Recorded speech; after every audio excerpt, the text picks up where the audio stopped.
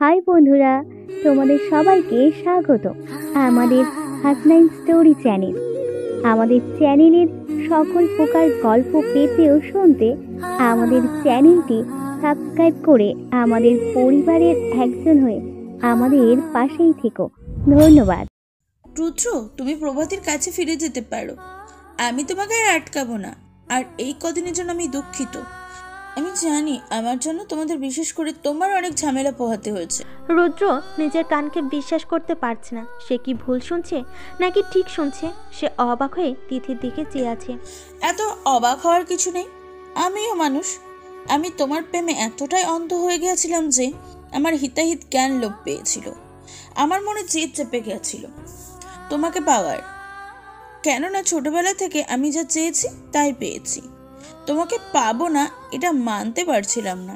রুদ্র কিছু বলতে যাবে তখনই আমার কথা এখনো শেষ হয়নি। আমি আগে শেষ করি, তারপর না হয় তুমি যা বলার বলো। রুদ্র মাথা নাড়ল। তুমি যখন রিয়াদের বাসায় এসেছিলে তখন থেকেই আমার তোমাকে ভালো লাগে। আর এই ভালো লাগে যে কবে ভালোবাসায় পরিণত হয়েছে তা আমি নিজেও বুঝিনি। আর এই ভালোবাসার থেকেই আমার পাগলামি শুরু। জানো, আমি রোজ তোমাকে লুকিয়ে লুকিয়ে দেখতাম। তুমি বারান্দায় বসে থাকতে পছন্দ করতে। আমি তোমাকে জানলা দিয়ে দেখতাম। তুমি যতক্ষণ বারান্দায় বসে থাকতে আমি ততক্ষণ তোমার দিকে তাকিয়ে থাকতাম। তোমাকে দেখার তৃষ্ণা আমার দিন দিন বেড়েই যাচ্ছিল। একদিন না দেখলে পাগল পাগল লাগতো। আমি জানি তুমি এগুলো কিছুই জানো না, এমনকি কোনোদিন খেয়ালও করনি। তোমার যত ভাবনা সব তো প্রভাতীকে নিয়ে। তোমার চোখে পড়ার জন্য কত কি করেছি। তোমার পছন্দ রঙের জামা পরেছি যাতে একটু আমার দিকে তাকাও, কিন্তু আফসোস আমার দিকে তাকিয়েও দেখোনি তুমি। রুদ্র মাথা নাড়ল। এতটুকু বলে থেমে গেল তিথি। রুদ্রের খারাপ লাগছে তিথির কথা শুনে, কিন্তু সেও যে নিরুপায়। প্রভাতীকে ছাড়া অন্য কাউকে নিয়ে ভাবা তার দ্বারা সম্ভব না। আমি ভেবেছিলাম তুমি পড়াশোনা নিয়ে বিজি থাকো, তাই হয়তো বা আমার দিকে খেয়াল করো না। কিন্তু আমার ভুলটা ভেঙে গেল যখন আমি তোমাদের বাড়ি গেলাম। সেখানে প্রভাতীকে দেখেই সবটা বুঝে গেছিলাম। প্রভাতীর জন্য তোমার যে কেয়ার সেটা দেখে সে কেউ বুঝে যাবে, কিন্তু এটা আমি মানতে পারিনি। কেননা প্রভাতী গ্রামে থাকে, ও তেমন স্মার্টও না। আমি ভেবেছিলাম আমি তোমাকে জয় করতে পারবো, তুমি আমার ভালোবাসা দেখে প্রভাতীকে ভুলে যাবে। এটাই আমার সব থেকে বড় ভুল ছিল। তোমাকে পাওয়ার জন্য আমি এতটাই নিচে নেমে গেছে যে নিজের দিকে তাকাতেও আমার লজ্জা লাগছে। নিজেকে বড্ড বেহায়া মনে হচ্ছে আমার। এই কদিন তুমি আমার সাথে ছিলে, এটার জন্য তোমাকে ধন্যবাদ। তুমি আমার সাথে থেকেও আমার সাথে ছিলে না। তোমার চোখে কোনোদিন আমি আমার জন্য ন্যূনতম কোনো অনুভূতি দেখিনি। খালি দেখেছি বিরক্ত। আমি তোমার ভালোবাসার মানুষ নাই হতে পারি, কিন্তু বিরক্তিকর হতে পারবো না। আজকের পর থেকে আমি তোমাকে আর জ্বালাবো না, তুমি মুক্ত। তিথি আর থাকতে পারছে না। তার বুক ফেটে কান্না আসছে। চোখের অবাধ্য পানিগুলোকে কোনোভাবেই থামাতে পারছে না।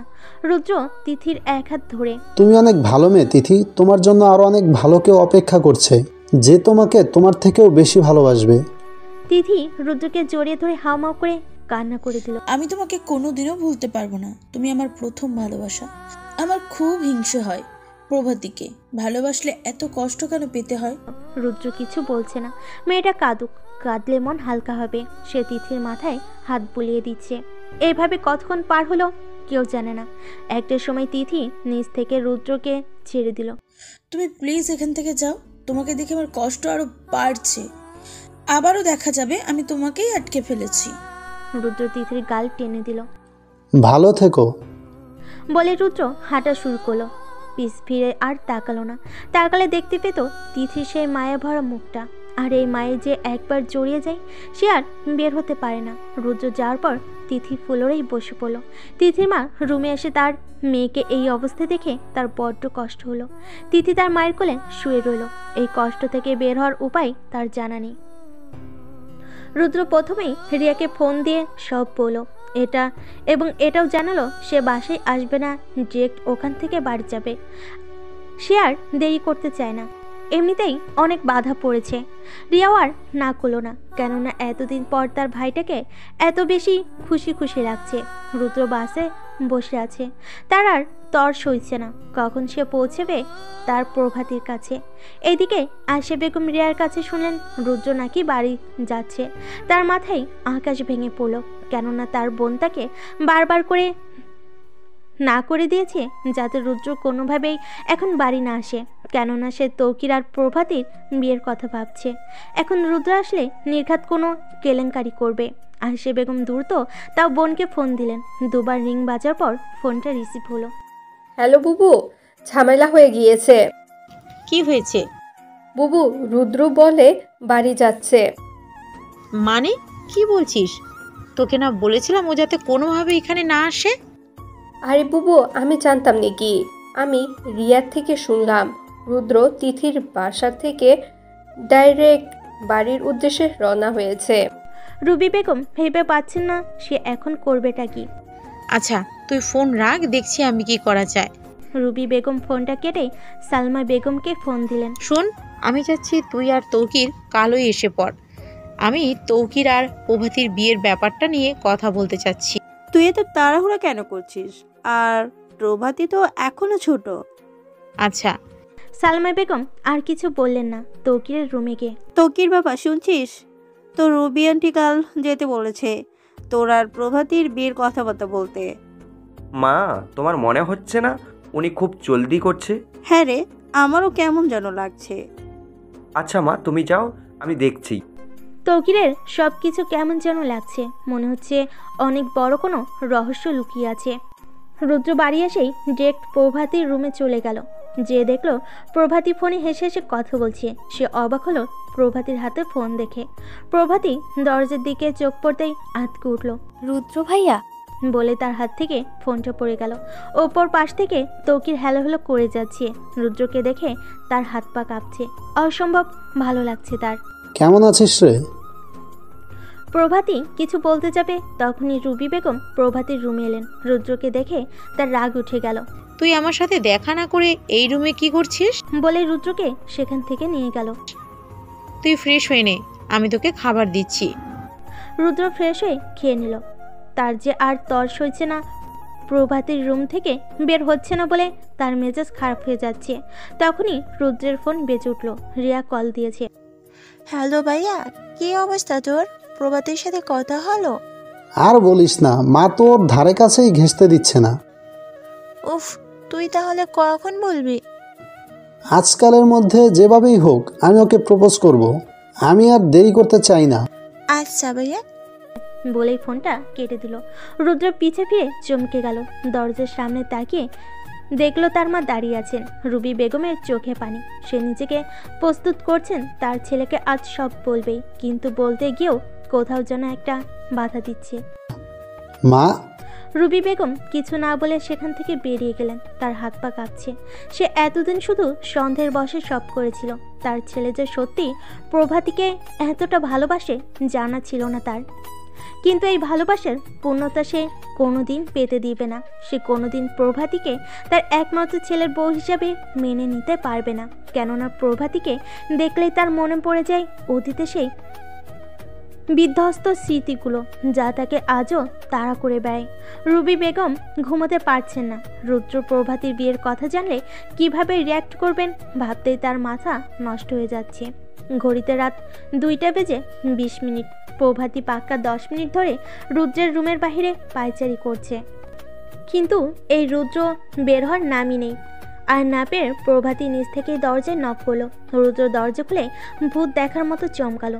যে মেয়ে নাকি তার ধারে কাছেই আসে না, সে এসে এখন তার দরজার সামনে দাঁড়িয়ে আছে, তাও নিজ থেকে। ব্যাপারটা বড্ড অদ্ভুত ঠেকলো রুদ্রের। ভেতরে আয় বলে রুদ্র দরজা থেকে সরে দাঁড়ালো। প্রভাতী ভেতরে ঢোকার পর রুদ্র দরজাটা লক করে দিল, কেননা তার মা এসে দেখলে কেল্লা ফতে হয়ে যাবে। প্রভাতী চুপ করে নিচের দিকে তাকিয়ে আছে।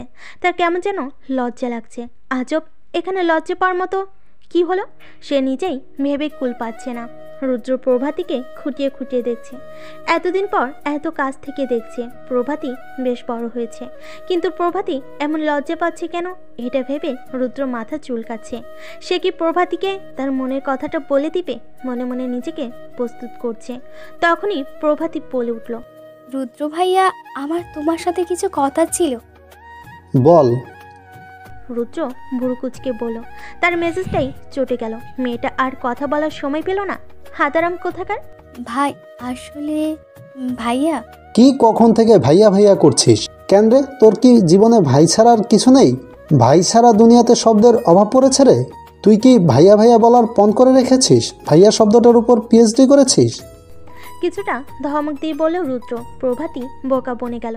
যা বাবা, কি বলতে এলাম, আর এই ছেলে কি বলছে? মনে মনে বলল প্রভাতী। চুপ করে আছিস কেন? কি বলছিলি বল।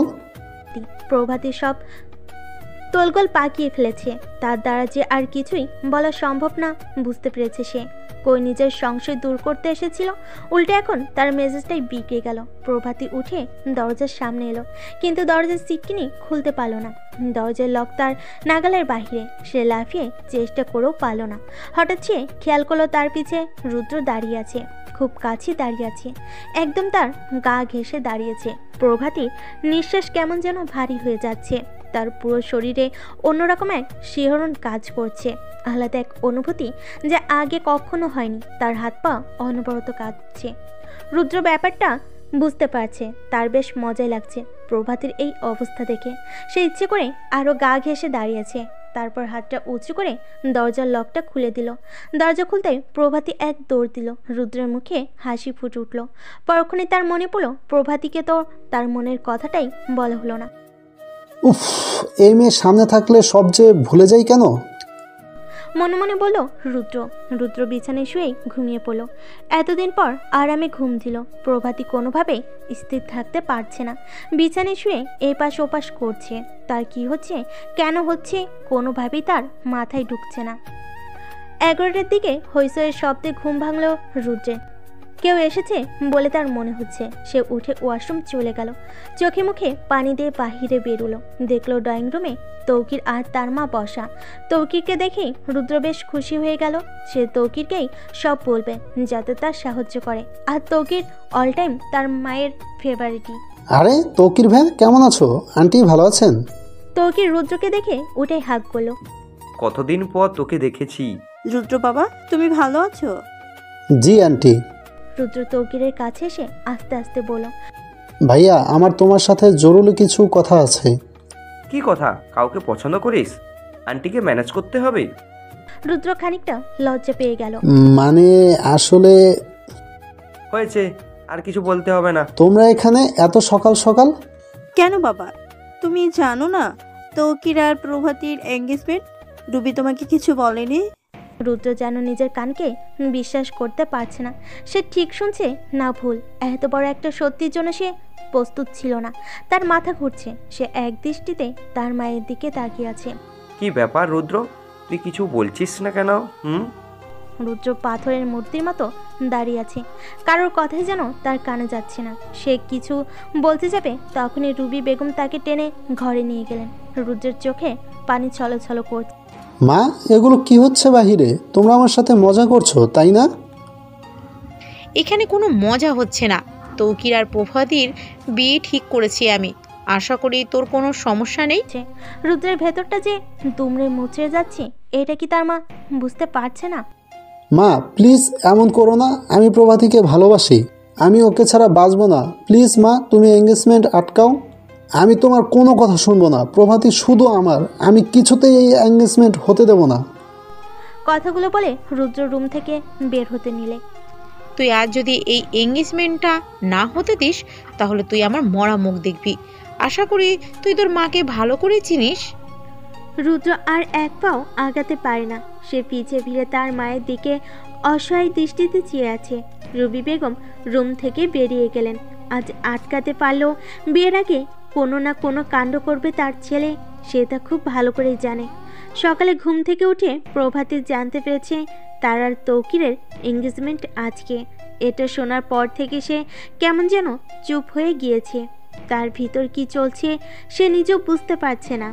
রুবি বেগম নিজে এসে প্রভাতীকে শাড়ি পরিয়ে দিয়েছেন। প্রভাতীকে কেমন যেন প্রাণহীন মানব লাগছে। মূর্তি নাই, সে রুমে বসে আছে। তৌকিরের সব কিছুতেই বেশ খটকা লাগছে। রুবি বেগম প্রভাতীকে ড্রয়িং রুমে নিয়ে এলেন। প্রভাতীকে দেখেই তৌকিরের মনটা বেশ ভালো হয়ে গেল। প্রভাতী এইদিক ওদিক তাকিয়ে রুদ্রকে খুঁজছে, কিন্তু কোথাও দেখতে পাচ্ছে না। তার খুব কষ্ট হচ্ছে, এক অদ্ভুত কষ্ট। মনে হচ্ছে সে তার খুব প্রিয় কিছু হারিয়ে ফেলছে। রুবি বেগম প্রভাতীকে নিয়ে তৌকিরের পাশে বসালেন। আন্টি, রুদ্র কোথায়? ওকে ডাক দিন। না থাক, আমি যাচ্ছি। তুমি বসো, আমি যাচ্ছি। বলে রুবি বেগম রুদ্রের রুমের দিকে পা বাড়ালেন। রুমের দরজা ধাক্কা দিতেই খুলে গেল। রুদ্র ফুলরে গুটি সুটি মেরে বসে আছে। কিছুক্ষণের মধ্যেই তার ওপর দিয়ে প্রবল ঝড় বয়ে গেছে বলে মনে হচ্ছে। বড্ড অস্বাভাবিক লাগছে রুদ্রকে। রুদ্র বাবা। রুদ্রের তাকানো দেখে রুবি বেগম ভয় পেয়ে গেলেন। রুদ্রের চোখ অসম্ভব লাল হয়ে আছে। রুবি বেগম কিছু বলার সাহস পেলেন না। সে উঠে দরজা অবধি গিয়ে আবার ব্যাক করলেন। বাবা, আমাকে ভুল বুঝিস না। আজ আমি তোকে সবটা বলবো। তোর যদি তোর মায়ের প্রতি ন্যূনতম ভালোবাসা থাকে তাহলে এই এঙ্গেজমেন্ট ভালোই হয়ে যেতে দে। বলে রুবি বেগম সেখান থেকে চলে গেলেন। রুদ্র মেঝেতে বসে আছে। সে ভাবতেই পারছে না সে তার মায়াপরীকে চিরকালের জন্য হারিয়ে ফেলছে। না, এটা হতেই পারে না। তার পাগল পাগল লাগতেছে। আমি আমার মায়াপরীকে কারো হতে দিবই না। বলে রুদ্র দরজার দিকে পা বাড়ালো। দরজার কাছে যেই সে থেমে গেল। তার মায়ের শেষ কথাটা মনে পড়ল। রুদ্রের চোখ দিয়ে অঝরে পানি পড়ছে। নিজেকে কন্ট্রোল করতে না পেরে সজোরে বাড়ি দিল দেওয়ালে। রিং পরানোর সময় প্রভাতীর হাত থরথর করে কাঁপছে। সে দরজার দিকে চেয়ে আছে। এই বুঝি রুদ্র এলো, কিন্তু না, রুদ্র আসেনি। প্রভাতী আর তৌকিরের এঙ্গেজমেন্টটা হয়ে গেল। প্রভাতী নিজের রুমে যাওয়ার সময় রুদ্রের রুমের দিকে তাকেই আটকে উঠল। ঘরের অবস্থা বিধ্বস্ত, মনে হচ্ছে ভূমিকম্প পেয়ে গেছে। রুদ্রের রুমটা এক কর্নারে হওয়ার জন্য ভিতর থেকে কোনো শব্দ সহজে বাহিরে আসে না। প্রভাতী রুমে ঢুকে চারিদিকে তাকেও রুদ্রকে দেখতে পেল না। সে নিজের রুমে এসে দরজা আটকে দিল। প্রভাতী রুমে যে শাড়ি টানতে খুলতে চেষ্টা করলো। পিনের সাথে বেজে শাড়িটা ছিঁড়ে গেল। এতে তার কোনো খেয়ালই নেই। শাড়ি এই সাজ সব তার বিরক্ত লাগছে, বিষের মতো লাগছে। তৌকির আর ওর মা ওই দিন রুদ্রদের বাসায় থেকে গেল। রাত 12টায় রুদ্র বাসায় এলো। রুদ্র বাসায় ফিরে সাথে সাথে রুবি বেগম ছেলের রুমে গেলেন। রুদ্রকে দেখে খুব মায়া হচ্ছে। মাত্র কয়েক ঘন্টার ব্যবধানে রুদ্রের চেহারার বিষণ্ণতার ছাপ পড়ে গিয়েছে। কিন্তু তার বিশ্বাস সবকিছু জানার পর রুদ্র সবকিছু বুঝতে পারবে। আমার তোর সাথে কিছু কথা ছিল। রুদ্র কোনো উত্তর দিচ্ছে না। সে চোখ বন্ধ করে সোফায় হেলান দিয়ে বসে আছে। তোকে আজ আমি আমার জীবনের একটা কালো অধ্যায় বলবো। রুদ্র তার মায়ের দিকে তাকালো। তোর তো মনে আছে তাই না, আমার মা যে ছোটবেলায় মারা গিয়েছিল। বাবা তার 2 মাস পরেই নতুন বিয়ে করে আনে। আমার তখন 10 বছর বয়স মাত্র, আর আয়েশা 7 বছর। নতুন মা আসার পর আমরা খুশি থাকলেও সে খুশি হতে পারেনি আমাদের দেখে। আমাদেরকে নিয়ে বাবার কাছে নালিশ করত। বাবাও তার কথা বিশ্বাস করত। আমাদেরকে ইচ্ছে মতো পেটাতো, এমনকি খেতেও দিত না। ভাতের মার খেয়ে থাকতাম। এভাবেই দিন যেতে থাকে। তাদের অত্যাচার বন্ধ হয়নি। আয়েশা ছোট ছিল বিধায় মারটা আমাকে বেশি খেতে হতো। এক নিঃশ্বাসে বললেন রুবি বেগম। কথাগুলো শুনে রুদ্র অবাক হয়ে তার মায়ের দিকে তাকিয়ে আছে। এগুলো সে আগে জানতো না। আমার বয়স যখন 16 তখন আমার জীবনে নতুন আলো আসে। আমি বেঁচে থাকার মানে খুঁজে পাই। তখন আমি বুঝতে পারিনি এটাই আমার অন্ধকার জীবনের সূচনা, যার রেশ এখনো আমাকে বয়ে বেড়াতে হচ্ছে। রুদ্র কিছু বলতে যাবে তখন তুই কিছু বলিস না, আগে আমাকে সব বলতে দে। আমি অনেক কষ্ট করে নিজেকে প্রস্তুত করেছি। ছেলের সামনে এভাবে এসে বলা লাগবে কোনোদিন চিন্তাও করতে পারিনি। রুবি বেগম তার হাতে থাকা 2টো ছবি রুদ্রকে দেখালেন। ছবিগুলো বেশ পুরনো, অনেকটা ঝলসেও গিয়েছে। রুদ্র ছবিটা হাতে নিয়ে ভালো করে দেখলো, দেখে সে চমকে গেল। তার মাথা কাজ করছে না, এটা কি করে সম্ভব? ছবিতে তার মা এবং আলতাফ সাহেবের মানে তার চাচার ছবি। ছবিটি বেশ হাস্যোজ্জ্বল। আলতাফ সাহেব তার এক হাত তার মায়ের কাঁধে দিয়ে ছবিটি তুলেছে, কিন্তু ছবিটা বেশ আগের। তার মাকে অনেক ছোট লাগছে। রুদ্র তার মায়ের দিকে তাকালো, দেখেই বোঝা যাচ্ছে তার মনে হাজারো প্রশ্ন জন্ম নিয়েছে, আর এই প্রশ্নের উত্তর শুধুমাত্র তার মায়ের কাছেই আছে। তখন সবে মাত্র এসএসসি দিয়েছি। বাসায় বিয়ের জন্য প্রচুর প্রেশার দিচ্ছিল, মারধর করছিল, কিন্তু আমার একটাই কথা ছিল, আমি আমার পড়ালেখা চালিয়ে যাব, কেননা আমার ছোট বোনটাকেও আমার দেখতে হবে। ক্লাস 8-এ পরই তারা আমার পড়ার খরচ বন্ধ করে দেয়। আমি মানুষের বাসায় যে টুকটাক কাজ করে যেই টাকা পেতাম, সেটা দিয়ে নিজের পড়ালেখার খরচটা চালাতাম। পড়ালেখায় ভালো হওয়ার জন্য স্যাররা বেশ সাহায্য করতো আমাকে, বেতনটাও হাফ নিত। তখন সবেমাত্র কলেজে উঠি। একদিন আব্বার বিপি হাই হওয়ার জন্য রাস্তায় পড়ে যায়। তখন একটা লোক তাদের বাসায় নিয়ে আসে। লোকটা হলো তোর বড় চাচা আলতাফ সাহেব। প্রথম দিনই সে কেমন যেন আমার দিকে ড্যাব ড্যাব করে তাকিয়েছিল। দেখেও আমার থেকে বেশ বড় মনে হলো, কিন্তু আশ্চর্যের ব্যাপার, ওই দিনের পর থেকেই সে আমার বাসার সামনে দিয়ে ঘুরঘুর করতো। আমি প্রায় তাকে দেখতাম, সে আমার দিকে একইভাবে তাকিয়ে থাকতো। এভাবেই কেটে যায় 1 মাস।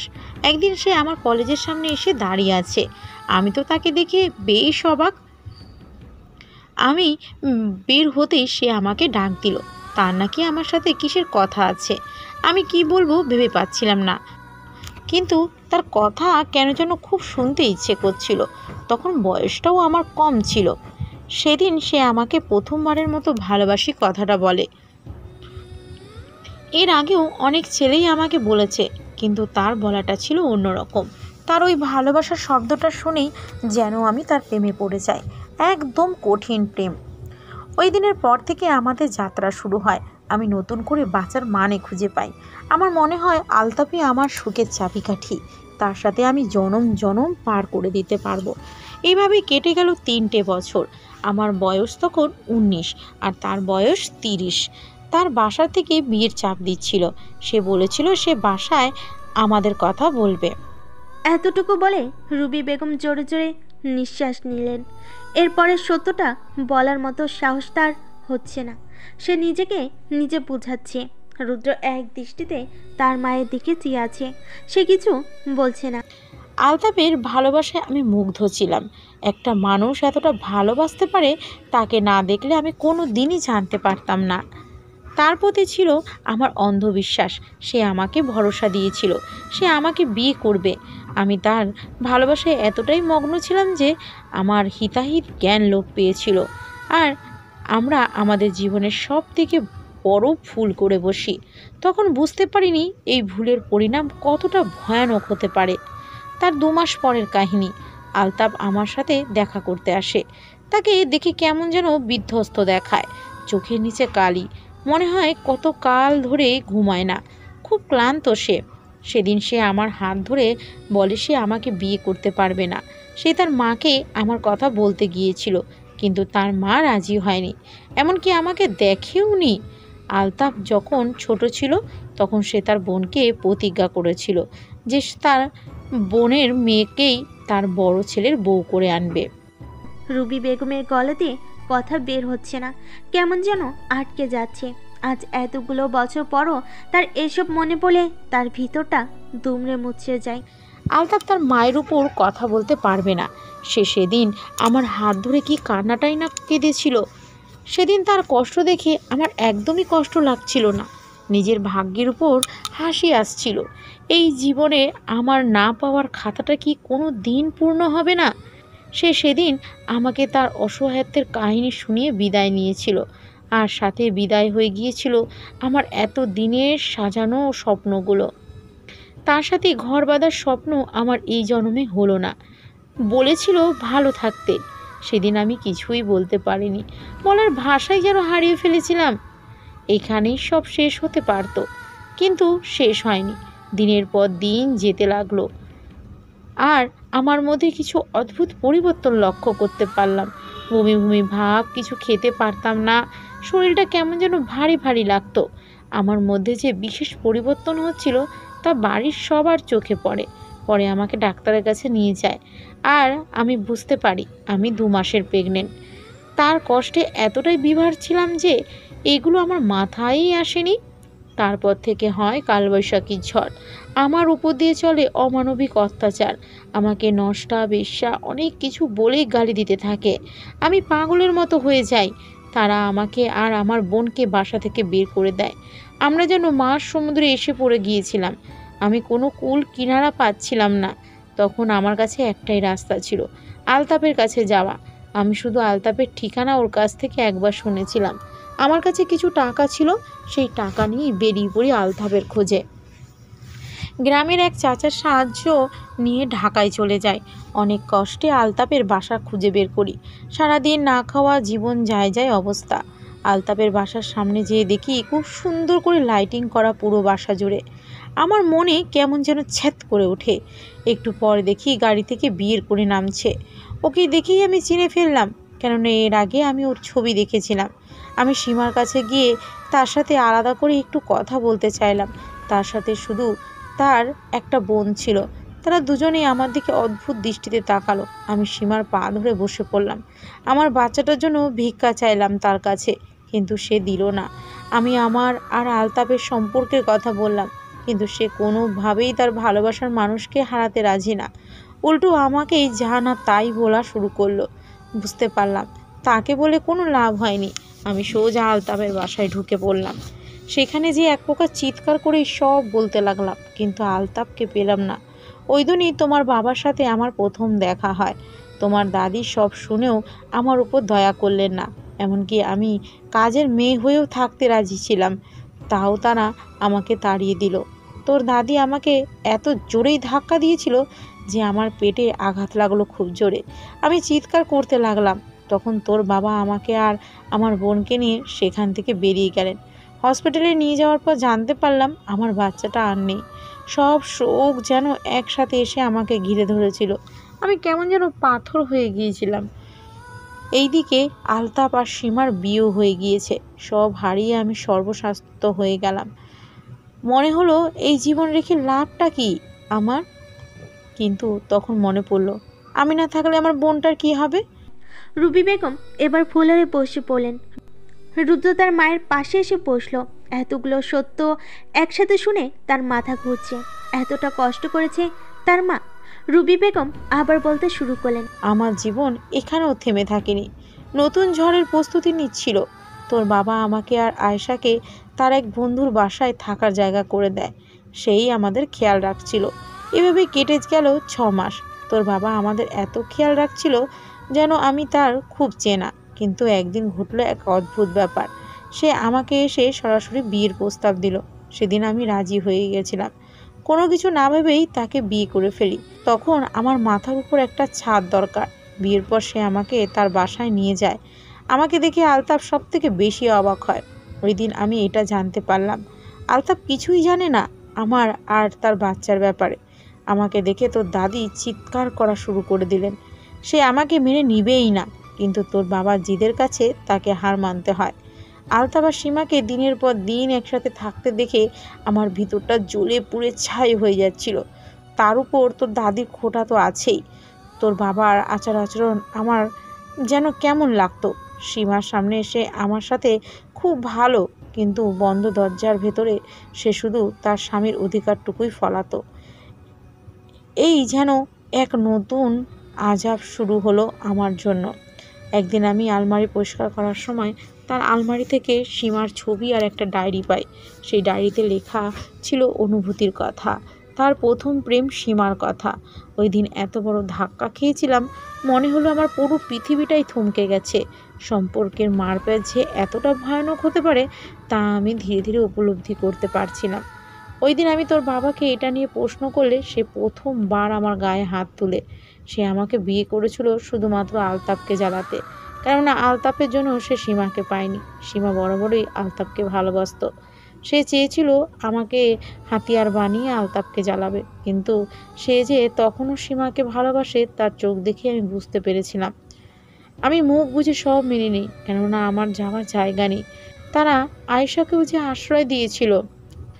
সেদিনের পর থেকে তোর বাবা আর আমার সম্পর্ক যেন কেমনই হয়ে গিয়েছিল। কেটে গেল আরও ৮ মাস। আমার মধ্যে আমি আবার সেই পরিবর্তন দেখতে পারলাম, বুঝতে পারলাম আমি মা হতে চলেছি। এই খবর শুনে সবাই বেশ খুশি হলেন। তোর বাবার মাঝেও পরিবর্তন দেখতে পারছিলাম, কিন্তু সেই দিন সীমা পাগল হয়ে গেল বাচ্চা নেওয়ার জন্য, কিন্তু কোনোভাবেই কনসিভ হচ্ছিল না। এই ডাক্তার ওই ডাক্তার দেখিয়েও লাভ হচ্ছিল না। কাঁদতে কাঁদতে সেদিন পার করেছিল। তার এই অবস্থা দেখে তোর বাবা আমার কথা ভুলেই গেলেন। তার শোকেই যেন কাতর সে।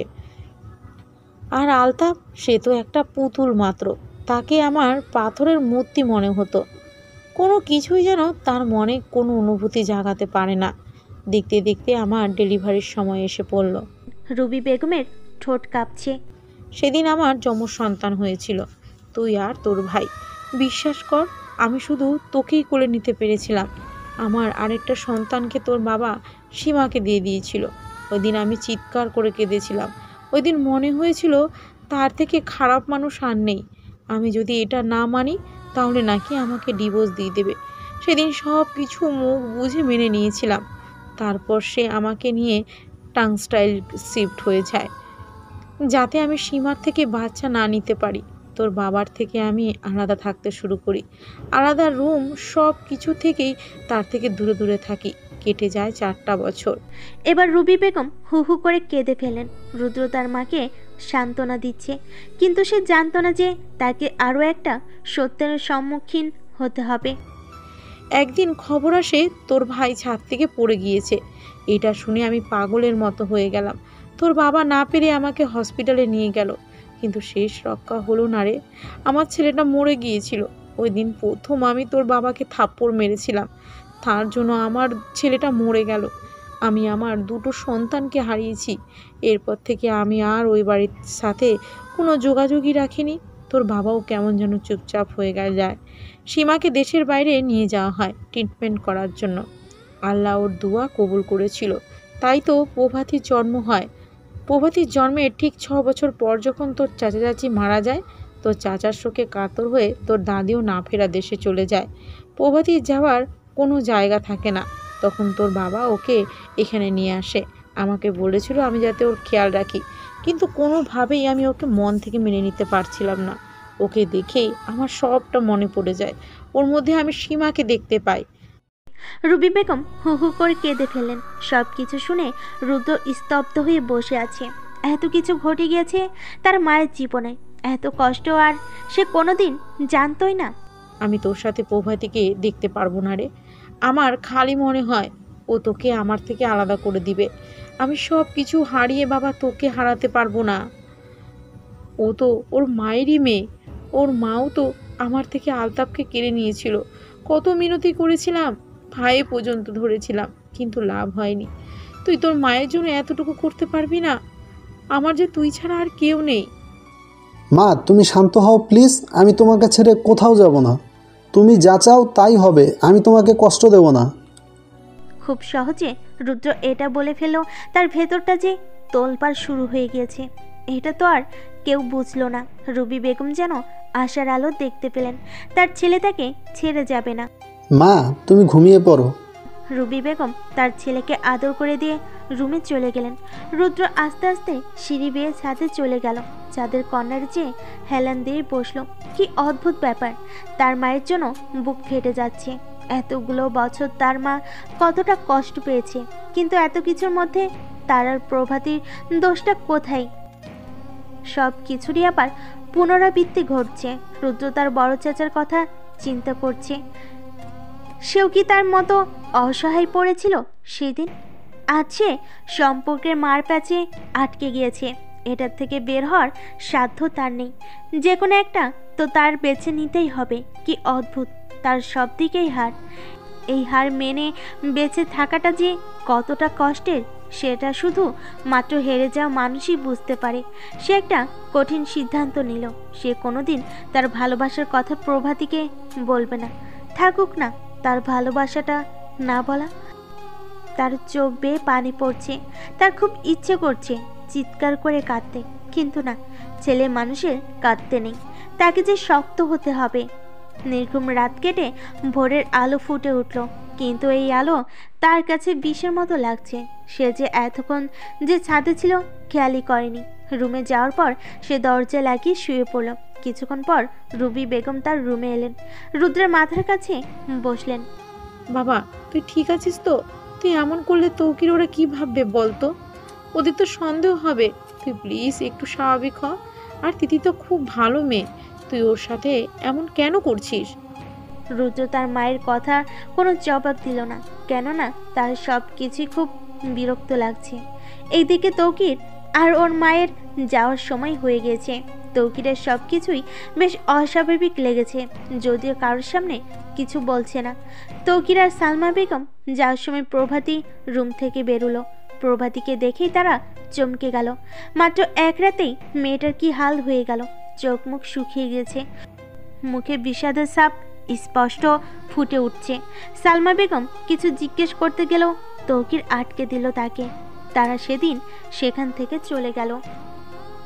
এক সপ্তাহ পর প্রভাতী আর তৌকিরের বিয়ে ঠিক হলো।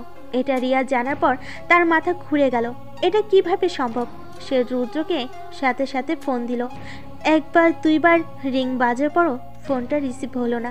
রিয়া কল দিতেই থাকলো, রুদ্র না পেরে ফোনটা রিসিভ করলো। ভাইয়া, এগুলো কি শুনছি আমি? তুই না ওকে প্রপোজ করবি, তাহলে ওর বিয়ে কিভাবে ঠিক হতে পারে? রুদ্র চুপ করে আছে। ভাই বল না আমাকে, কি হয়েছে? এমন কেন করছিস?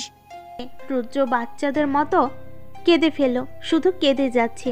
রিয়ার কষ্টে মুখটা ফেরে যাচ্ছে, কেননা রুদ্রকে সে আপন ভাইয়ের থেকেও বেশি তার বেস্ট ফ্রেন্ড সে। আমি কাল আসছি ভাই, তুই ধৈর্য ধর। বলেই ফোনটা কেটে রিয়া তার মায়ের রুমে চলে গেল।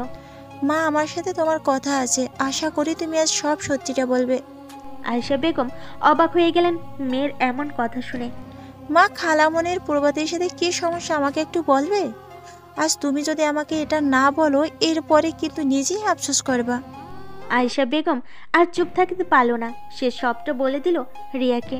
রিয়া সব শুনে বড় একটা ধাক্কা খেলো। রাত 2টা বাজে, রুদ্র তার রুমের বারান্দায় দাঁড়িয়ে আছে। আর 5 দিন বাদে তার মায়াপরীর বিয়ে ভাবতে তার বুকে চিনচিন ব্যথা শুরু হলো। হঠাৎ কেউ এসে তাকে পিছন থেকে জড়িয়ে ধরলো, একদম আষ্টে পিষ্টে জড়িয়ে ধরলো। রুদ্র বুঝে গেল এটা আর কেউ না, প্রভাতী। সে চোখ বন্ধ করে প্রভাতীর স্পর্শ অনুভব করলো। তারপর না চাইতো সে নিজেকে প্রভাতীর থেকে সারিয়ে নিল। কি হয়েছে তোর? এভাবে ধরে আছিস কেন? আমি এই বিয়ে করব না রুদ্র ভাই, আমি এই বিয়ে করব না। আমি তোমাকে ছাড়া থাকতে পারবো না। কেন পারবো না নিজেও জানি না, কিন্তু আমি তোমার সাথে থাকতে চাই। আমার মধ্যে তোমার জন্য এক অদ্ভুত অনুভূতি কাজ করে, আর দিন দিন তা বেড়েই চলেছে। কী হচ্ছে, কেন হচ্ছে, আমি এত কিছু জানি না। আমি শুধু তোমার কাছে থাকতে চাই। আমি এই বিয়ে করবো না। এক নিঃশ্বাসে বলে ফেল প্রভাতী। রুদ্র আকাশ থেকে পড়েছে প্রভাতীর কথা শুনে। সে খুশি হবে না কি করবে বুঝতে পারছে না। তার এত বছরের ভালোবাসার মানুষটা আজ নিজ থেকে এসে তাকে বলেছে। তার ইচ্ছে করছে প্রভাতীকে জড়িয়ে ধরে একদম তার নিজের করে নিতে। তার খুব বলতে ইচ্ছে করছে, আরে পাগলি, তুই আমাকে ভালোবাসিস, সেটাও বুঝতে পারছিস না? কিন্তু বলতে পারল না রুদ্র। তার চিৎকার করে বলতে ইচ্ছে করছে যে সে তার মায়াপরীকে কতটা ভালোবাসে, কিন্তু তার হাত পা বাঁধা। তার নিজেকে আজ সব থেকে অসহায় মানুষ মনে হচ্ছে। রুদ্র অনেক কষ্টে নিজেকে কন্ট্রোল করে উল্টো দিকে ঘুরে গেল, নিজের চোখের জল মুছল। তুই আর কোনোদিন এইসব কথা বলবি না, মানুষ খারাপ বলবে।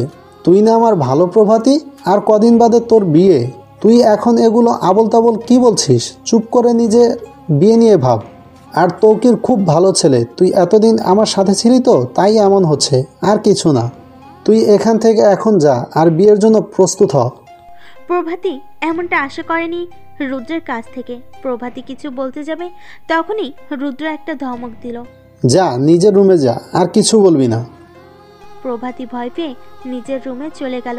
রুদ্র শরীরে যেন কোনো শক্তি পাচ্ছে না, তার হাত পা কাঁপছে, কেমন যেন যন্ত্রণা হচ্ছে। এই যন্ত্রণা সে নিতে পারছে না, সব কিছু ঝাপসা দেখছে। ছোট থেকে যাকে এতটা ভালোবেসেছে আজ তাকে প্রত্যাখ্যান করেছে সে। তার ভেতরটা যেন চিৎকার করে বলছে, রুদ্র তোর মায়াপরি তোকে ভালোবাসে। তার কানে শুধু প্রভাতীর কথাগুলো বাজছে। রিয়া সকাল 10টার মধ্যে এসে হাজির রুদ্রদের বাসায়। আশা বেগমও এসেছেন। রিয়া এসেই রুদ্রের রুমে যায়। রুমটা ধাক্কা দিতেই খুলে যায়। ভেতর ঢুকেই সে জোরে একটা চিৎকার দেয়। রিয়া দেখলো রুদ্র ফুলরে পড়ে আছে, মাথার কাছে রক্ত। রিয়ার চিৎকার শুনে বাসার সবাই রুদ্রের রুমে এসে পড়ল। রুদ্রকে কোনো রকম বিছানায় শুয়ে রিয়া ডাক্তারকে ফোন দিল। রুবি বেগম তো কান্নাকাটি শুরু করে দিয়েছেন। প্রভাতী স্তব্ধ হয়ে দাঁড়িয়ে আছে। ডাক্তার এসে রুদ্রের ট্রিটমেন্ট করলো। উনি খুব স্ট্রেসে আছেন, আর ওনার বিপি হাই হয়ে গিয়েছিল। খাবার দাবারও তো ঠিকমতো হচ্ছে না মনে হচ্ছে, আবার ঘুমও কম হচ্ছে। ওনার শরীর অনেক বেশি দুর্বল হয়ে গিয়েছে, তাই মাথা ঘুরে পড়ে গেছেন এবং তখনই কোথাও বাড়ি খেয়েছেন। উনি কোনো কিছু নিয়ে খুব চিন্তিত, ওনার খেয়াল রাখবেন, বেশি স্ট্রেস দিবেন না। ডাক্তার যাওয়ার পর রুদ্রের আস্তে আস্তে জ্ঞান ফিরল। এখন ভাইয়া একা থাকতে দাও, সবাই চলে যাও, ভাইয়ের রেস্ট দরকার। সবাই রিয়ার কথা মেনে চলে গেল। রিয়া রুদ্রের পাশে বসে আছে। সবাই যাওয়ার পর রিয়া দরজা আটকে দিল। কেমন আছিস ভাইয়া? রুদ্র মলিন একটা হাসি দিল। মাথা ব্যথা করছে? রুদ্র তাচ্ছিলের হাসি দিয়ে, মনের ব্যথাটাই কেউ দেখলো না, আবার মাথার ব্যথা। তুই এমন কেন করছিস? শুধু শুধু নিজেকে কষ্ট দিচ্ছিস। শুধু শুধু না রে, কপালটাই আমার এমন। কপালের দোষ দিয়ে লাভ নেই, আমি সব জেনে গিয়েছি মায়ের কাছ থেকে। তোর মনে হচ্ছে না তুই খালামণির কথা শুনে ভুল করছিস? মায়ের কথা না শুনে উপায় কি? আর প্রভাতী, ওই মেয়েটা কোনোদিন মায়ের আদর পেয়েছে? পায়নি। আর আমার মা কোনোদিন ওকে মেনে নেবে না। আর সালমানটি খুব ভালো রে, জানিস? আর তৌকিরও তো খুব ভালো, ও সুখে থাকবে। আর ওর বয়সও কম, ঠিক মানিয়ে নেবে। তুই তোর মনের কথা ওকে কোনোদিন বলবি না? না। রিয়ার কষ্টে কান্না আসছে। সে কিছু না বলেই সেখান থেকে উঠে যেতে নাই। জানিস, কাল রাতে মায়াপরি আমাকে তার মনের কথা বলেছে।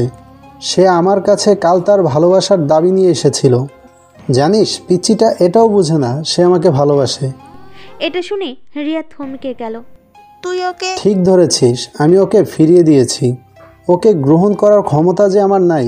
বাচ্চাটা বড্ড কষ্ট পেয়েছে। রিয়ার এবার র্যাকে গা কাঁপছে।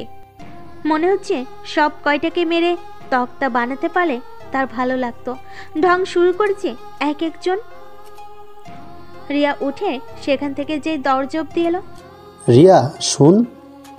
রিয়া পিছে ফিরে তাকালো।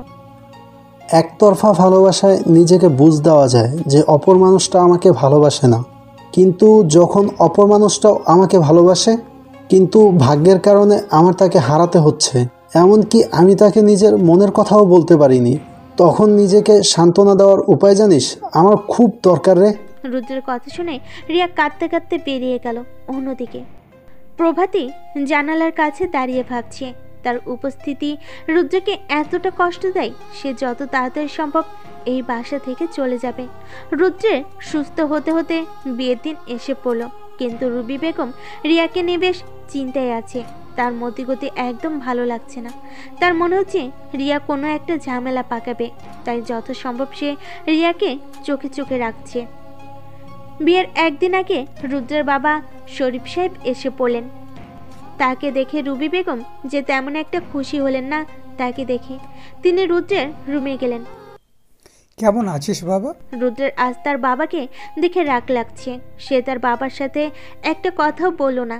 শরীফ সাহেব কিছু একটা আন্দাজ করতে পারলেন। তিনি রুমে এসে, প্রভাতীর বিয়ে আর তুমি আমাকে আজকাল জানিয়েছো, ব্যাপারটা একটু বেশি বেশি হলো না? তুমি আমাকে প্রমিস করেছিলে প্রভাতীর দায়িত্ব আমার, আর আমি যা বলবো তাই হবে। শরীফ সাহেব তার স্ত্রীর দিকে তাকিয়ে আছেন। তার আজ খুব অপরাধ বোধ হচ্ছে। তার পরিবারের আর তার জন্যই রুবি বেগম এমন কঠিন হয়ে গিয়েছেন। তুমি রুদ্রকে সব বলে দিয়েছো তাই না? রুদ্র যে প্রভিতাকে পছন্দ করতো এটা তুমি জানতে না, ওকে আটকাতে সবটা বলে দিয়েছো। দেখো আবার নিজের জীবনের পুনরাবৃত্তি ঘটিও না। শরীফ সাহেবের কথা শুনে রুবি বেগম স্থির চোখে তার দিকে তাকিয়ে আছেন। আজ বিকেলে প্রভাতীর বিয়ে। দুপুর গড়িয়ে বিকেল হলেই কাজী সাহেব প্রভাতী তৌকিরের বিয়ে পড়িয়ে দিবেন। এ কথাগুলো ভাবতেই রুদ্রের চোখ ঘুরিয়ে পানি পড়তে লাগলো। জীবনের সব কষ্ট যেন আজ জড়ো হয়ে রুদ্রের বুকের ভেতর গেঁথে যাচ্ছে। হঠাৎ রুদ্রর মা একটা কাজে রুদ্রের রুমে এলেন। রুদ্র চুপ করে খাটে বসে আছে। রুবি বেগম তার ছেলের কাছে যেতেই সে উঠে দাঁড়িয়ে তার মায়ের সামনে গিয়ে মৃদুস্বরে বলল, মা, ভালোবাসার থেকে কি জেদটাই বড়? আর মা দেখো, তোমার আমার সাথে কত মিল। তোমার ছোটবেলাও নিদারুণ কষ্টের মাঝে কেটেছে, আর আমার জীবনটা দেখো দিন দিন কষ্টের বোঝা বেড়েই চলেছে। আমি আর সইতে পারছি না মা। বলে রুদ্র তার মাকে জড়িয়ে ধরে হাউমাউ করে কেঁদে দিলেন। রুবি বেগমের বুক কেমন ধক করে উঠল। সে কোনো অন্যায় করছে না তো।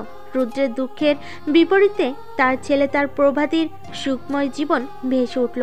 পরক্ষণেই তার মনে পড়ে গেল তার সাথে ঘটে যাওয়া সে নির্মম দিনের কথা। প্রভাতী যদি তার ছেলেকে তার থেকে কেড়ে নেয়, আবার তার মনে হচ্ছে সে তার ছেলেকে জীবনের সব থেকে বড় কষ্ট দিচ্ছে না তো। সে এক ধরনের দোটানায় পড়ে গেল। তার সব কিছু উলট পালট হয়ে যাচ্ছে। রুদ্রের কথার কোনো উত্তর না দিয়ে রুবি বেগম ঘর থেকে বের হয়ে গেলেন। চোখ মুখ মুছে রুদ্র ঘর থেকে বের হলো। দুঃখের বোঝার ওপর আজ তার কাজের বোঝাও আছে। প্রভাতী তৌকিরের বিয়ের ম্যানেজমেন্টের দায়িত্ব নিজের ভালোবাসার মানুষের সাথে অন্যের বিয়ের আয়োজনের এমন গুরু দায়িত্ব পাবে, এমন কল্পনা তার মাথায় কোনো কালেই আসেনি। কিন্তু এই অকল্পনীয় কাজই আজ তার করতে হচ্ছে ভেবেই বুকের ভিতর চিনচিন ব্যথা শুরু হয়ে গেল। হঠাৎ প্রভাতীর ঘরের দিকে রুদ্রর চোখ পড়ল। কিছুটা এগিয়ে রুদ্র দেখল লাল বেনারসি আর পায়ে লাল আলতা দিয়ে প্রভাতী আজ বিয়ের সাজে সেজেছে। দুনিয়ার অনেক মানুষকেই এমন না সাজার সাজে সাজতে হয়। দুঃখ ভরা মন নিয়ে ভালো থাকার অভিনয় করতে হয়। পরিবার কিংবা সমাজের আনন্দের জন্য নিজের ইচ্ছা আনন্দকে বিসর্জন দিতে হয়। এদিকে দেখতে দেখতে দুপুর হয়ে গেল। বরযাত্রী এসে পড়ল। ঘরোয়াভাবে বিয়ে হয়, খুব বেশি মানুষ আসেনি। তৌকিরের মা বাবা আর তৌকিরের দুজন বন্ধু এসেছে। তৌকির এসেই সোফায় বসে দাঁত কেলাচ্ছে। তৌকিরকে দেখে রিয়া এসে তার পাশে বসলো। দুজনের মধ্যে কি যেন কথা চলছে। আস্তে আস্তে বলছে বিধায় কেউ কিছু বুঝতে পারছে না। রুবি বেগমের মনে খটকা লাগছে এখন। তৌকিরে দেখে রুদ্রের মনে হলো, আহ, বেটা শাহানশাহ বসে রয়েছে। আর নিজেকে কেমন যেন চোর চোর মনে হচ্ছে তার। কিছু চুরি করার পর চোর যেমন এদিক ওদিক তাকাতে থাকে, পালানোর পথ খুঁজতে থাকে, রুদ্র আজ জীবন থেকে পালানোর পথ খুঁজছে। কিন্তু সুখ দুঃখের প্রেম বন্ধী জীবন থেকে কেউ কোনোদিন পালাতে পারেনি। রুদ্র পালাবে কোথায়? আর এভাবে অসহায় মানুষের চিরকাল অসহায় থাকতে হয়। আর এই অসহায়ত্ব নিয়েই রুদ্র বরপক্ষের মেহমানদারি করে চলেছে। তাদের খাবার সার্ভ করা থেকে শুরু করে অনেক কিছুই রুদ্রের করতে হচ্ছে।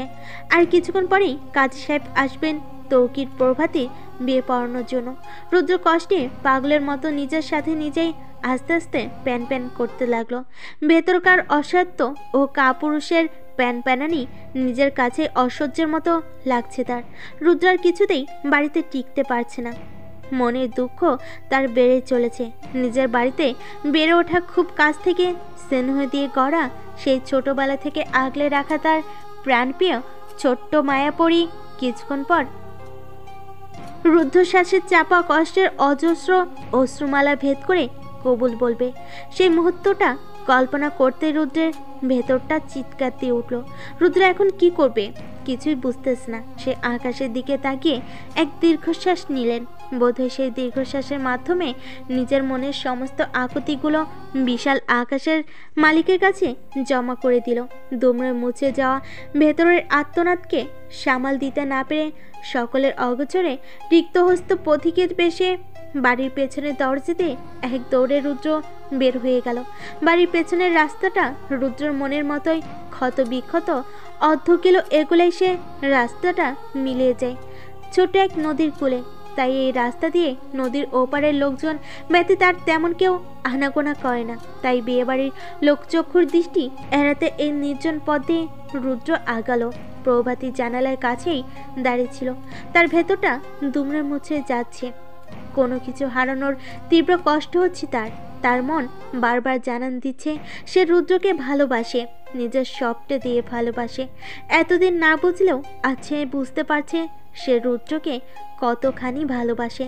আর রুদ্র তাকে ভালো না বাসলেও তার একার ভালোবাসাই যথেষ্ট রুদ্রের জন্য। সে নিজের অনুভূতি বুঝতে বড্ড দেরি করে ফেলেছে। তার এখন পাগল পাগল লাগছে। প্রভাতী তার এই জীবন থেকে পালাতে যাচ্ছে।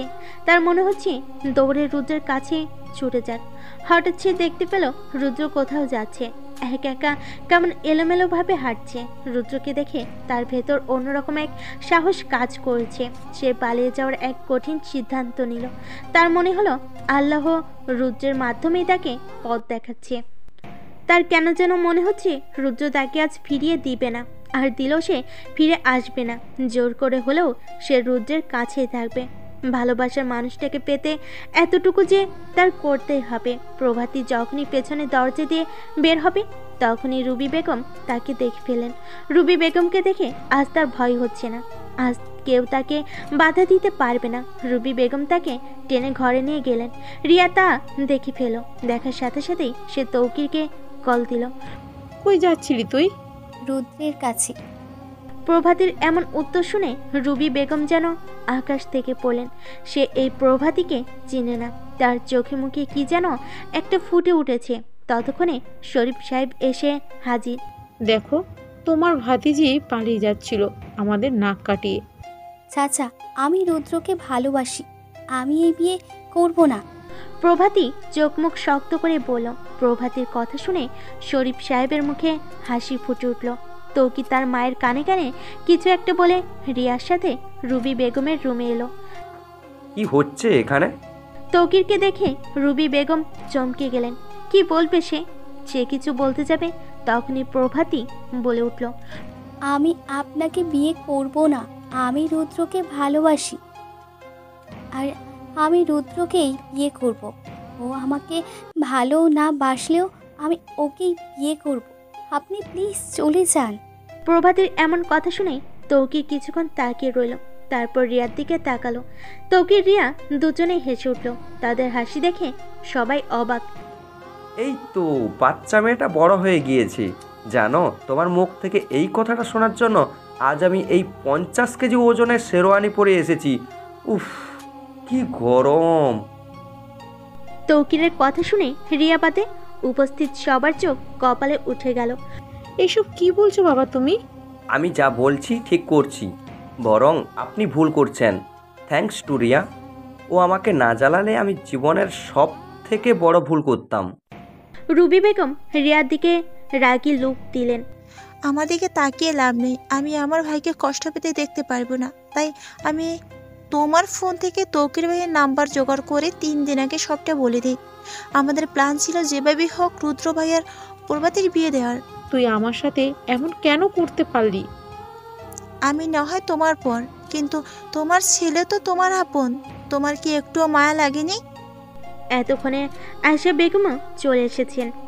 বুবু, তুই সারা জীবন তোর শাশুড়িকে দোষ দিয়ে এসেছিস। তোর মনে হচ্ছে না তুইও ওই একই কাজ করছিস? তোর আর তার মধ্যে আমি কোনো তফাৎ পাচ্ছি না। তুইও তার মতোই নিজের স্বার্থ দেখছিস। নিজের ছেলেকে সম্পর্কে পার পেঁচে ফাঁসিয়ে তুইও তো ওই একই কাজ করছিস। যা অনেক বছর আগে তোর সাথে ঘটেছিল, তুইও ওই অন্যায়ের পুনরাবৃত্তি করছিস। সবার কথা শুনে রুবি বেগম স্তব্ধ হয়ে গেল। সে এত বড় পাপ করছিল? রুবি, আমি জানি আমি অনেক অন্যায় করেছি। আমার ফ্যামিলি তোমার সাথে অনেক অন্যায় করেছে। তাই বলে তুমি তোমার সাথে অন্যায় শাস্তি এই ছেলে মেয়ে দুটোকে দেবে? এমনটা করো না। এই বোঝা বয়ে বেড়ানো বড্ড কষ্টকর। খালামণি, প্লিজ রুদ্র ভাইয়া আর প্রভাতীকে আলাদা করো না। আমি চাই না আর নতুন কোনো রুবি বেগম জন্মাক। তুমি তোমার ছেলেকে আলতাফ সাহেবের হতে বাধ্য করো না। রুবি বেগমের আজ মনে হচ্ছে সে সত্যিই বড় অন্যায় করে ফেলেছেন। তার বড্ড অপরাধবোধ হচ্ছে। এতদিনে তার চোখ খুলেছে। সে তার সাথে ঘটে যাওয়া ঘটনা পুনরাবৃত্তি করছিল। না, এটা কখনোই হবে না। তার ছেলেকে সে এত বড় কষ্ট দিবে না। সে আরও একটা আলতাপ জন্মাতে দিবে না। প্রভাতীর কানে কিছুই যাচ্ছে না। সে চিন্তা করছে কখন এখান থেকে ছুটে তার রুদ্রের কাছে যেতে পারবে। রুবি বেগম হু হু করে কেঁদে দিলেন। তোমরা সবাই আমাকে মাফ করে দাও, আমি আমার ভুল বুঝতে পেরেছি। শরীফ সাহেব তার স্ত্রীকে জড়িয়ে ধরলেন। আমাকেও মাফ করে দাও। আমাদের অনেক দেরি হয়ে যাচ্ছে, রুদ্রের কাছে যেতে হবে তো। রুদ্র তো তখনই রিয়া তৌকিরের হাত চেপে ধরল, কেননা রিয়া চায় রুদ্র নিজের মুখে তার ভালোবাসার কথা প্রভাতীকে বলুক। প্রভাতী চল, আমাদের এখনই বের হতে হবে। প্রভাতী তার চাচির দিকে তাকালেন। তার চাচি তার কপালে একটা চুমু দিলেন। জামা, তোর ভালোবাসাকে জয় করে আন, আমাকে মাফ করে দিস। এতদিন আমি তোর সাথে অন্যায় করেছি অনেক। আমি তোমার ছেলের বউ হব, এটা ভেবেই আমি সব ভুলে গিয়েছি। বলে হিহি করে হেসে দিল। প্রভাতীর কথা শুনে সবাই হেসে দিল। মেয়েটা এখনো বাচ্চায় রয়ে গেল। তৌকির রিয়া প্রভাতীকে নিয়ে পেছনের দরজা দিয়ে বেরিয়ে পড়ল। রুদ্র কোথায় যেতে পারে? আমি ওকে নদীর পাড়ের রাস্তা ধরে যেতে দেখেছি। তৌকির গাড়ি নিয়ে সেই রাস্তা ধরে আগালো। হঠাৎ প্রভাতীর চিৎকার দিয়ে উঠল। ওই তো রুদ্র। প্রভাতীর এমন চিৎকার শুনে রিয়া আর তৌকির ভয় পেয়ে গেল। হঠাৎ ব্রেক করায় প্রভাতীর মাথায় ব্যথা পেল। এটা নিয়ে তার কোনো মাথা ব্যথাই নাই। সে গাড়ি থেকে নেমে এক দৌড় দিল। কিছু দূর যেয়ে আবার ফিরে এলো। তৌকির আর রিয়াকে ধন্যবাদ দিয়ে আবার বাচ্চাদের মতো দৌড় দিল রুদ্রের কাছে। রিয়া তৌকির প্রভাতীর যাওয়ার দিকে তাকিয়ে আছে। তাদের মনে অদ্ভুত আনন্দ লাগছে। তোমার খারাপ লাগছে না? তুমি প্রভাতীকে পেলে না? প্রভাতীকে আমার ভালো লেগেছিল। আমি তো একবারও বলিনি আমি ওকে ভালোবাসি। ভেবেছিলাম বিয়ের পর বউকে ভালোবাসবো, প্রভাতী না হলে অন্য কেউ হবে। এমনকি আমার পাশে বসে থাকা মেয়েটাও হতে পারে বলে হো হো করে হেসে দিল তৌকির। রিয়া পুরোই বোকা বনে গেল। তখনই তৌকিরের ফোন বেজে উঠল। তার ফ্রেন্ড ফোন দিয়েছে। হ্যালো। কই তুই? কাজে এসে পড়েছে তো। কাজী বেটাকে বেঁধে রাখ বলে ফোনটা কেটে অফ করে দিল। লং ড্রাইভে যাওয়া যায় কি বলো? রিয়া তখনও হা করে চেয়ে আছে। তৌকির গাড়িতে একটা গান চালো। এই পথ যদি শেষ না হয় তবে কেমন হতো তুমি বলো তো। তৌকির গাড়ি স্টার্ট করলো। হয়তোবা এখন থেকেই এক নতুন ভালোবাসার অধ্যায় আরম্ভ হবে। নদীর চারপাশে খুব সুন্দর কাশফুল ফুটেছে। রুদ্র নদীর জলে পা ডুবিয়ে পাড়ে বাঁধা এক পরিত্যক্ত নৌকাতে বসে রয়েছে। নদীর মৃদু ঢেউয়ের সাথে প্রভাতীর কষ্টের দিনগুলোর কথা রুদ্র মনে বারবার ঢেউ খেলছে। কিন্তু রুদ্রকে না পেলে প্রভাতীর কষ্টের যে কোনো সীমারেখা থাকবে না। এমন অবলা মেয়েটার জীবন কি চিরকালই কষ্টেই কাটবে? আচ্ছা, যাদের জীবনের শুরুটা কষ্টের হয় তাদের পুরো জীবনটাই কি কষ্টে কাটে? নাকি কিছু অপদার্থ পুরুষের জন্য এই অবলা নারীদের জীবনের কষ্টের ঝড় নেমে আসে? রুদ্র নিজে নিজেকে প্রশ্ন করল। ওইদিকে গ্রামে গুঞ্জন শুরু হয়ে গেল প্রভাতী আর রুদ্রকে নিয়ে। কথা যেন বাতাসে বাতাসে ছড়িয়ে যায়। এসব গুঞ্জনে রুবি বেগম এবং বাকিদের কিছুই যায় আসছে না। তারা খুব খুশি। তারা এখন রুদ্র আর প্রভাতীর আসার প্রতীক্ষায় আছে। ওদিকে প্রভাতী দৌড়ে রুদ্রের কিছুটা কাছাকাছি এসে পড়ল। হঠাৎ লাল শাড়ি করা আলোটা রুদ্রের চোখে পড়ে গেল। রুদ্রের মনটা আটকে উঠল। এই যে প্রভাতী, প্রিয় মানুষকে দূর থেকে দেখলেই চেনা যায়। রুদ্র ক্ষীণ গতিতে কিছুটা এগিয়ে গেল, কিন্তু প্রভাতী দুর্বার গতিতে রুদ্রের দিকে এগিয়ে আসলো। প্রায় 10 হাত ব্যবধান রেখেই দুজন থমকে দাঁড়িয়ে গেল। রুদ্র প্রভাতীর প্রতি অনদৃষ্টিতে তাকিয়ে আছে। প্রভাতীর মমতাময়ী মুখখানা বেশ মলিন হয়ে গিয়েছে। ফুলদানিতে রাখা বাসি ফুল যেমন মলিন হয়ে থাকে সেই রূপ। প্রভাতী কিছুই বলতে পারছে না, চোখ দিয়ে অনবরত পানি পড়ছে। প্রভাতীর সেই কান্না দেখে রুদ্র ভেতরে চাপা কান্নাটা সহস্রগুণ বেড়ে গেল। রুদ্র ভাবছে যে মেয়েটা সব কিছু ছেড়ে তার কাছে ফিরে এসেছে, সেই মানুষটাকে যদি আছে ফিরিয়ে দেয়, তাহলে তার মায়ের সাথে করা আলতাফ সাহেবের মতো বেঈমানদের সাথে তার নামটাও পৃথিবী তার বুকে লিখে নেবে। আজ সে যদি তার মায়ের কথা রাখতে যায়, তাহলে তার মায়ের সাথে যেই অবিচার হয়েছিল তার পুনরাবৃত্তি হবে। সেই অবিচারের পুনরাবৃত্তি ঘটতে দিবে না, কেননা সে প্রভাতীকে মনে প্রাণে ভালোবাসে। আজ সে সম্পর্কে মার প্যাচে পড়ে তার ভালোবাসার মানুষটাকে সে হারাতে পারবে না। ওদিকে প্রভাতী চোখ দিয়ে অশ্রুর ফোঁটা টপ টপ করে মাটিতে পড়তে লাগলো। ওর চোখটা লাল হয়ে গেছে। বুকের রক্ত দিয়ে কেউ যখন কারোর নাম অন্তরে লিখে ফেলে, সেই রক্ত চোখ দিয়ে বের হয়। প্রভাতীর বুক ফাটা কান্না দেখে রুদ্রর বুকটা ফেটে যাচ্ছে। আজ তার মনে হচ্ছে জগতের সমস্ত বন্ধন ছিন্ন করে তার মায়াপরীকে সঙ্গে নিয়ে দু চোখ যেদিকে যায় সেরূপ কোনো দূর দেশে যেতে, সমস্ত বাধাকে দুমড়ে মুচড়ে খোলা আকাশে উড়িয়ে দিয়ে এক দৌড়ে দুজন দুজনকে জড়িয়ে ধরলেন। সেই জড়িয়ে ধরায় কত আনন্দ তা শুধু ওই মানবী জানে। প্রিয় মানুষকে ফিরে পাবার আনন্দ সমগ্র সৃষ্টির আনন্দকেও ছাপিয়ে যায়। আজ ওদের দুজনের বুকের অশ্রু চোখের অশ্রুতে মিলিত হয়ে অজস্র অশ্রুর বর্ষণ শুরু হয়েছে। কিছু অশ্রুর প্রতিটি ফোঁটায় আনন্দের ঝর্ণাধারা বয়ে যায় মিশে বিস্তৃত সমুদ্রের জলধারায়। হঠাৎ নদীর তীরের মৃদুময় বাতাস ওদের শরীরে এসে লাগলো। সেই বাতাসে ওদের মন প্রাণ জুড়িয়ে গেল। রুদ্র প্রভাতীর দিকে মুখ তুলে বলল, কাঁদতেছে কেন আমার মায়াপরি? আমি বুঝতে পেরেছি, আমি তোমাকে ভালোবাসি। তুমি আমাকে ফিরিয়ে দিলে আমি তোমার ঘাড়ে উঠে বসে থাকবো। প্রভাতীর এমন কথাই রুদ্র হেসে ফেলল। আমি আমার মায়াপরীকে খুব খুব ভালোবাসি। আমার মায়াপরীকে আমি কোথাও যেতে দেব না। প্রভাতী আরো গভীরভাবে জড়িয়ে ধরল রুদ্রকে। তুমি আমাকে কত কষ্ট দিয়েছো জানো? ওই দিন আমাকে এমন ফিরিয়ে দিলে কেন? আজ যদি আমার বিয়েটা হয়েছে তো? এটা শুনে রুদ্র প্রভাতীকে নিজের সমস্ত শক্তি দিয়ে জড়িয়ে ধরল। এই পথ চিনে তুমি আসলে কিভাবে? প্রভাতী এক এক করে সব বলল। রুদ্রের মা তাদেরকে মেনে নিয়েছেন এটা ভেবে রুদ্রের বুকের পাথরটা নেমে গেল। আজ তার নিজেকে দুনিয়ার সব থেকে খুশি মানুষ মনে হচ্ছে। আচ্ছা, তারা যেন কি বলছিল আমার বাবাকে নিয়ে? বুঝলাম না। তোমার কিছু বুঝতে হবে না, তুমি শুধু এটা বুঝো আমি তোমাকে ভালোবাসি। আর শোনো, আমি কিন্তু আমাদের বাচ্চার নামও ঠিক করে ফেলেছি। রুদ্রের এরূপ কথা শুনে প্রভাতী হেসে দিল।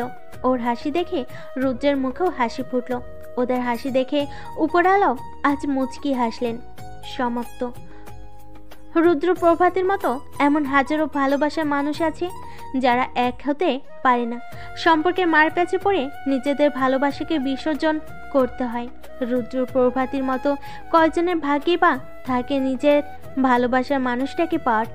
সম্পর্কের মার প্যাচ উপেক্ষা করার ক্ষমতা আল্লাহ সবাইকে দেয়নি।